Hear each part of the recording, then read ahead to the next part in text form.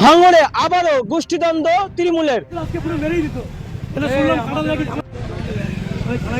একে অপর কি বলছে শোনাবো এবং একেবারে মাটিতে ফেলে খয়রুল নিজে মেরেছে। দেখুন কোথায় হামলা করেছে, কে করেছে, কি করে কি বন্ধুত্ব এই বিষয়ে আমরা জানি না, তবে ও যেখানে কিছু ঘটনা ঘটিয়ে এসছে, না হলে এরকম স্পিরিটে এসে আমাদের চাপা দিত না।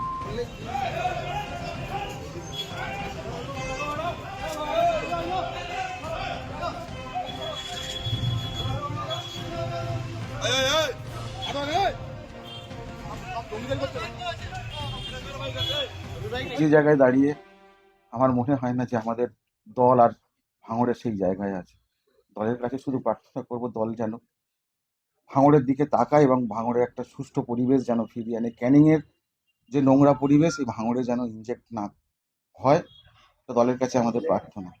যেভাবে আমাদের ওপরে আক্রমণ করেছে, আমার ওপরে আক্রমণ করেছে আমাদের ভাঙড় টু ব্লকের SC ST সেলের সভাপতি প্রদীপ মণ্ডল এবং পঞ্চায়েত সমিতির সভাপতি, এই পঞ্চায়েত সমিতির সদস্য ওনার মিসেস, তার উপরেও যেভাবে আক্রমণ করেছে, একেবারে মাটিতে ফেলে খয়রুল নিজে মেরেছে।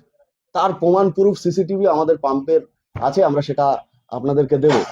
কিন্তু এই যে আক্রমণ, আমরা আমাদেরকে দলের একটা উন্নয়নের পাঁচালীর প্রচার করার জন্য আমাদের একটা কমিটিতে নাম রেখেছে, তার নিয়ে যেভাবে এই ভাঙড়ের দলটাকে কলুষিত করার জন্য চক্রান্ত করে আজকে এই হারমাদের নেতৃত্বে, হারমাদের কথায় যারা এখানকার কিছু ছেলেপিলেরা আছে, যেভাবে আমাদের উপরে আক্রমণ করার চেষ্টা করা হয়েছে, আমরা দলকে জানাবো, আমরা প্রশাসনকে নিশ্চিতভাবে জানাবো আমাদের উপরে আক্রমণ করা হয়েছে।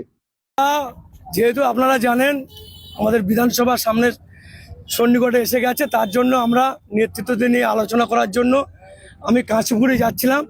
এমন অবস্থায় এবারে ওদের সিরাজুল আছে কি দেখি বলে ওই ব্রিজের ওপারে গেছি, এবারে ও গাড়ি যেতে যাচ্ছি ঘপাট করে চেপে দিয়েছে, গাড়ি চেপে দিয়েছেন মানে ও তো আমি বুঝতে পারিনি কার গাড়ি।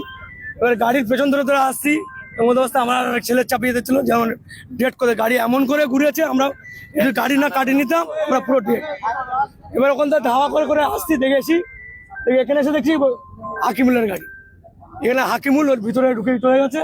আমাদের একে তো আপনারা জানেন ইতিমধ্যে দেখেছেন কলকাতা পুলিশ ওর বাবাকে অ্যারেস্ট করেছিল, আমার মার্ডার করার জন্য 18 লাখ টাকা দিয়েছিলেন এবং মার্ডার হয়ে গেলে আরও 1.5 কোটি টাকা কন্ট্যাক্ট করে দিয়েছিল। সে কেসে আরাবুল ইসলাম অ্যারেস্ট হয়েছিল, অ্যারেস্ট হওয়ার পরে ওরা ক্ষান্ত হননি। এখন হঠাৎ আজকে আমাকে মেরে দেওয়ার পরিকল্পনা করেছে, করে চেপে দে, গাড়ি চেপে দে, আমি তো বাইকে ছিলাম, গাড়ি চেপে দে ওরা ট্রেনে চলে এসছে এই পাম্পে। আমি প্রশাসনের দ্বারস্থ হচ্ছে, এক্ষুনি কমপ্লেন করব এবং যথাযথ শিগগিরই যত সম্ভব হয় ওকে এবং ওর বাপকে অ্যারেস্ট করতে হবে, এটাই আমার দাবি প্রশাসনের কাছে। আজকে কাটিয়ে চলে এলাম, এসে এখানটা তাড়াতাড়ি করেছে, গাড়িটা থেকে নেমে উঠতে যাচ্ছে, ওখান থেকে হাকিমুলকে মারছে, মারার পরে আমি জাস্ট ভিতরটায় পা দিয়েছি, আমাকে টেনে নিয়ে ফেলে দিয়ে তারপরে মার ঘুষি আর ওখানে একটা পাইপ করে নিয়ে নিয়ে আমার দাম মারা শুরু করে দিল। মানে বিচ্ছিরি একটা, মানে ভয়ঙ্কর একটি ঘটনা। একটা জিনিস আমরা বুঝতে পারছি না যে দলের রাজ্য জেলা সভাপতি, দলেরই মুখ্য, মানে আমাদের দলনেত্রী তৈরি করে দেওয়া জেলা সভাপতি, তার বাড়িতে যাওয়ার জন্য আক্রমণ, যার প্রতি আক্রমণ হলো তার বাড়িতে তার প্রতি দেখতে যাওয়ার জন্য আমাদের উপরে এই আক্রমণ। এটা কি চলছে? দলের কাছে বলবো, চাই প্রার্থনা করছি অবিলম্বে এর যেন একটা ব্যবস্থা হয় এবং যারা দোষী উপযুক্ত তাদের যেন সাজা দেওয়া হয়।